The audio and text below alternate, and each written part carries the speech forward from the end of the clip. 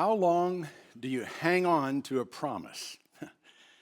When do you write it off and say it's not coming? Well, that depends on the promise and the one who made it. If someone who has a record of unfaithfulness makes you a promise, you tend to dismiss it rather quickly, even if you wish it were true. And if the promise has a specified day of fulfillment, you write it off when the date passes. But if God has made the promise, and He doesn't specify when it's going to come true, you hang on to it, even if it doesn't find fulfillment in your lifetime. You pass it on to your children and their children to keep the promise alive. And that's exactly what the author of Hebrews indicates Isaac and Jacob and Joseph did. The original promise, you'll recall, was made to Abraham. God said if Abraham would go to the land that He would show him, He would give that land to him and his descendants, and that He would make of them a great nation. Well, the only piece of land that Abraham ever owned was a field and a cave at Machpelah that he bought as a burial site for Sarah. And by the time Abraham died at 175, the nation consisted of one son and possibly a couple of grandsons. But the promise didn't die with Abraham. On the day Abraham demonstrated his unwavering faith in God by stretching out his hand to slay his son in obedience to God's command, an angel stopped him. And Isaac, who was probably in his teens or 20s at the time, no doubt heard the angel say that in Abraham's seed all the nations of the earth would be blessed. And that would be him, that promise. And the promise that God would multiply his descendants as the stars of heaven and give to them the land of promise was then given directly to Isaac by God Himself. And when it was given to him, God reminded him that the promise was still alive because Abraham obeyed God. But Isaac, like his father, never saw the promise fulfilled. But also, like his father before him, he passed it on. We're in the 11th chapter of Hebrews. By faith, Isaac blessed Jacob and Esau, even regarding things to come. Now, if you know the story, you're probably wondering how faith was expressed by Isaac when the giving of his blessing was fraught with deceit and deception. Jacob and Esau, you may recall, were twins. They were born to Isaac and Rebekah after 20 years of childless marriage. When Rebekah finally conceived after years of praying for children, she felt a struggle going on within her. And God told her that 2 nations were in her womb, something she no doubt felt was literally true and something Abigail may be feeling even now. She was told that 2 peoples would be separated from her body, one stronger than the other, and that the older would serve the younger. When the twins arrived, the first one came out all red and hairy and was named Esau, which means hairy.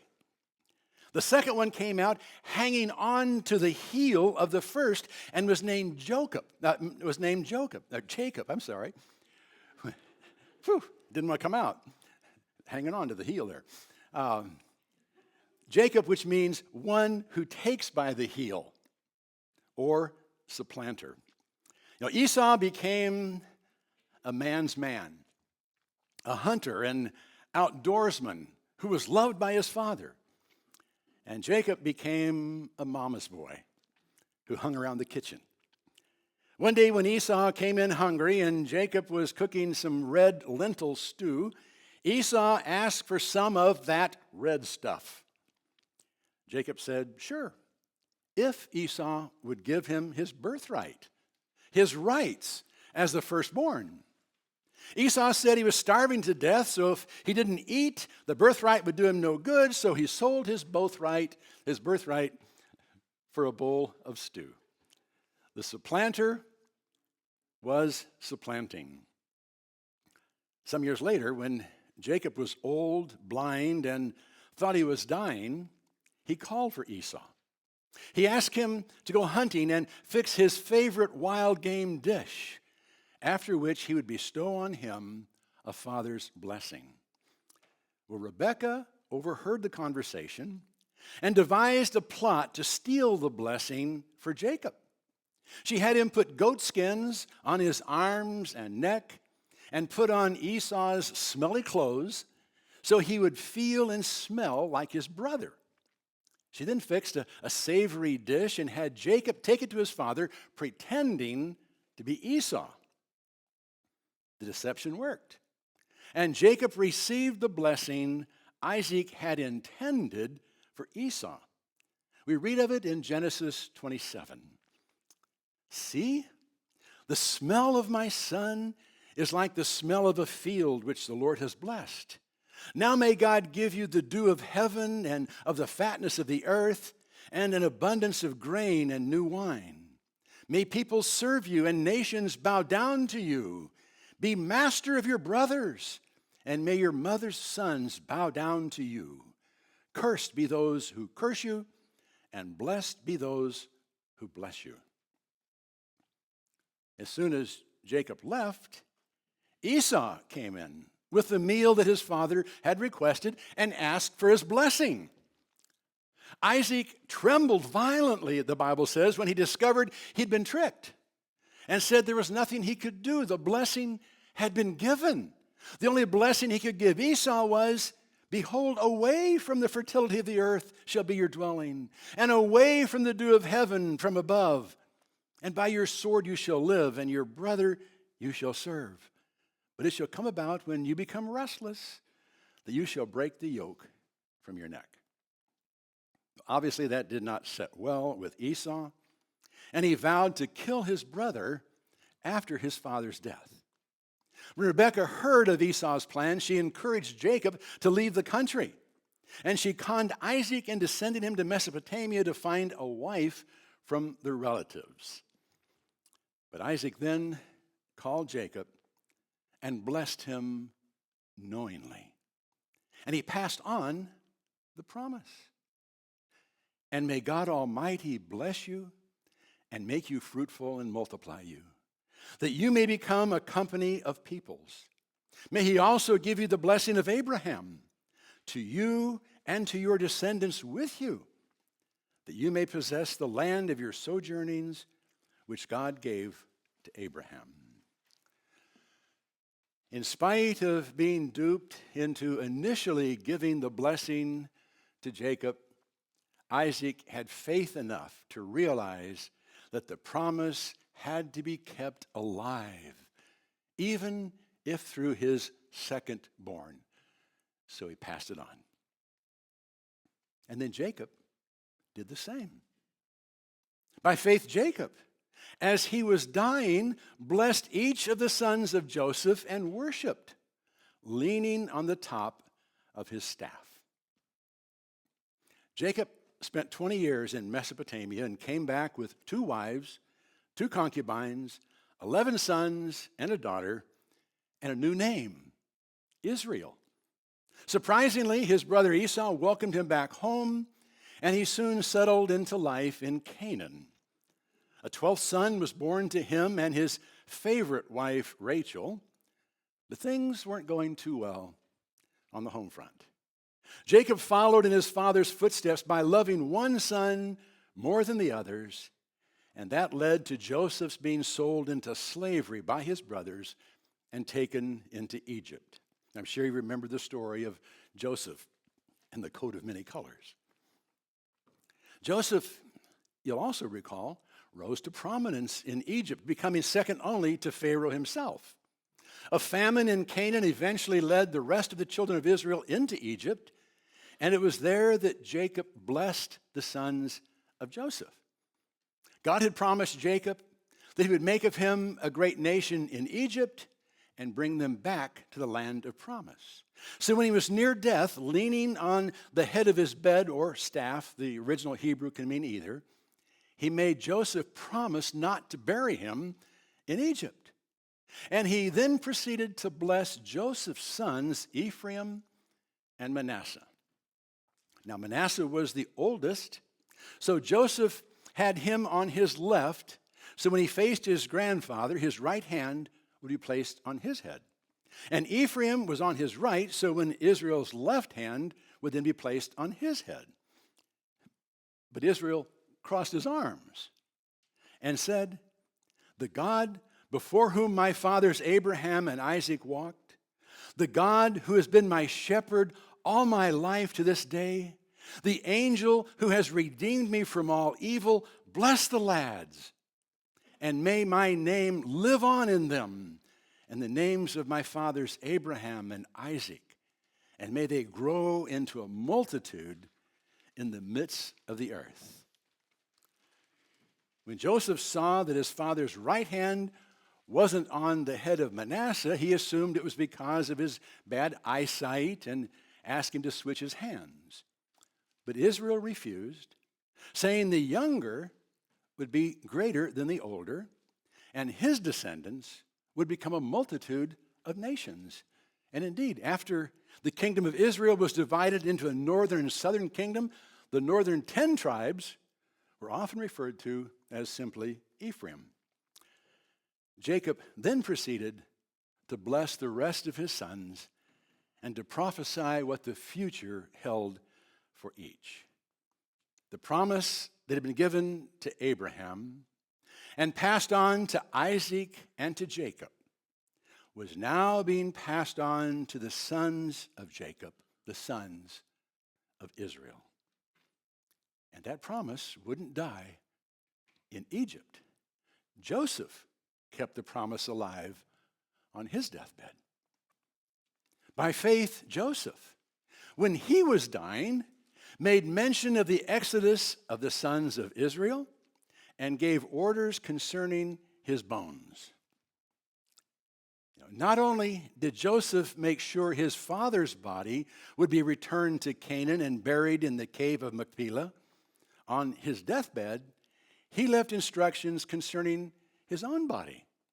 He said, "I'm about to die, but God will surely take care of you and bring you up from this land to the land which he promised on oath to Abraham, to Isaac, and to Jacob." Then Joseph made the sons of Israel swear, saying, "God will surely take care of you, and you shall carry my bones up from here." So Joseph died at the age of 110 years, and he was embalmed and placed in a coffin in Egypt. Now, only Pharaoh had more authority in Egypt than did Joseph. He could have been buried in a pyramid, but he wanted to be buried in the land of promise. 350 years later, Moses carried his bones out of Egypt in the Exodus. And after the children of Israel were settled in the promised land, Joseph was buried in Shechem on a piece of property his father had purchased some 500 years earlier. They had kept the promise alive. It had been passed from one generation to another until God did what he said he would do. Passing property from one generation to another is a long-standing tradition, something that is still done today. And Marilyn and I recently went through several storage containers of pictures, letters, and memorabilia that had been left to us.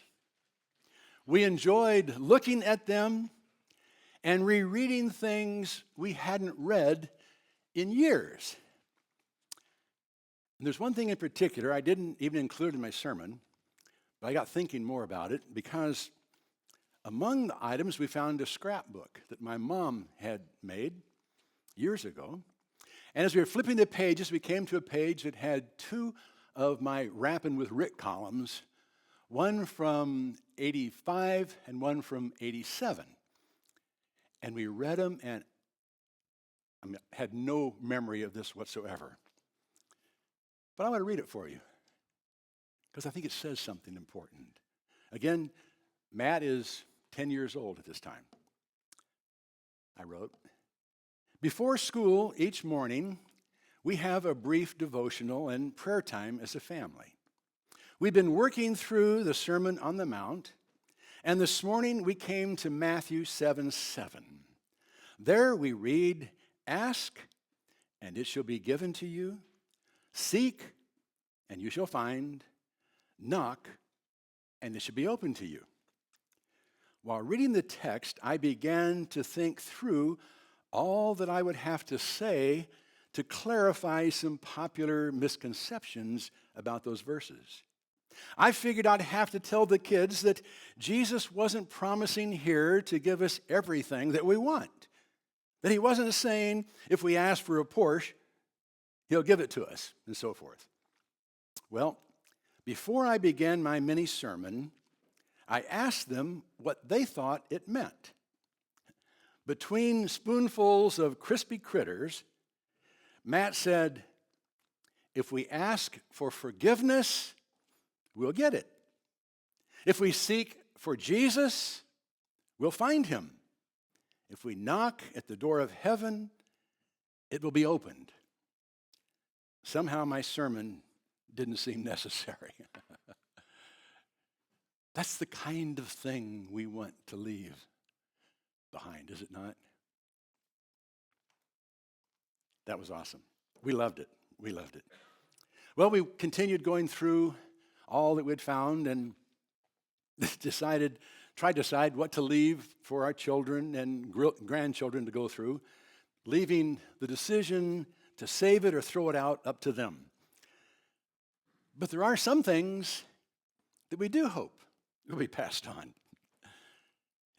The picture of an Indian maiden who we think might be Sacagawea, painted by the great aunt who established a trust fund when I was 12 years old for my education if I were to go into the ministry, has hung over our fireplace for nearly 50 years.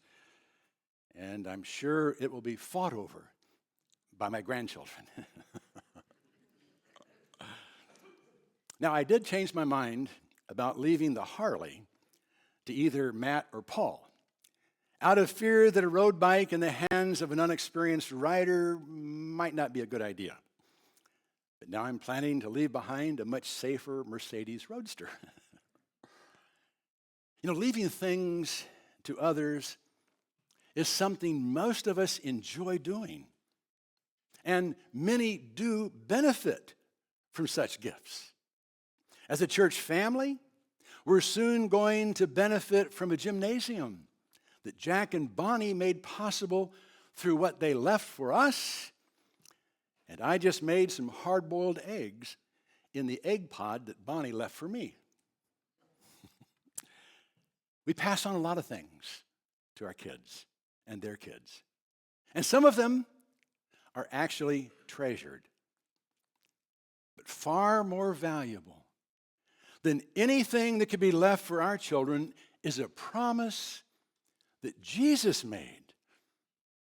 A promise that must be kept alive. Let not your heart be troubled. Believe in God, believe also in me. In my Father's house are many dwelling places. If it were not so, I would have told you. For I go to prepare a place for you. And if I go and prepare a place for you, I will come again to receive you to myself, that where I am, there you may be also. That's obviously the most important promise ever made. A promise that must never be forgotten. A promise that must be passed on until it's fulfilled. Jesus promised to return after preparing a place for us, but he didn't say when he was coming back. In fact, he said he didn't even know, that only the Father knew. But he gave his word that he coming back. That promise must be passed on to our children and to future generations as long as he lingers. It's a promise that gives purpose to life and makes sense of death. Jesus is coming again. And if those who follow after us embrace that promise and long for his coming, trusting him through life and death, together we will one day receive the promise that he made to our ancestors in the faith nearly 2,000 years ago. The promise has been made, and the one who made it can be trusted. Let's keep the promise alive. Jesus is coming soon. Let's stand.